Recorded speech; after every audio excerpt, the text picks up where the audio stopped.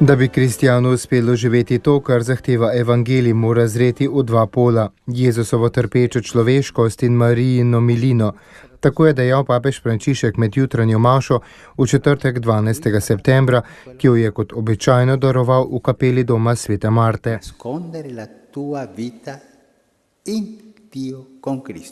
Evangelij je zahteven, od kristjana zahteva veliko stvari, sposobnost odpuščati, velikodušnost, ljubezen do sovražnikov. Samo en način je, da nam vse to uspe postaviti v prakso, premišljevati trpljenje, Jezusovo človeškost in posnemati obnašanje njegove matere. Papež Frančišek je namreč pridigo začel z Marijo, saj prav 12. septembra v cerkvi praznujemo Marijino ime.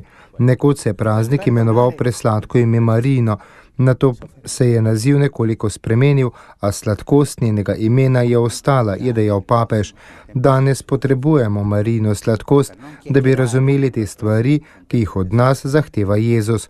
Kajti to je seznam, ki ga ni lahko razumeti. Ljubite sovražnike, delajte dobro, dajajte brez, da bi karkoli pričakovali. Kdor te bije po enem licu, nastavi še drugo. Kdor ti vzame plašč, mu ne brani tudi suknje.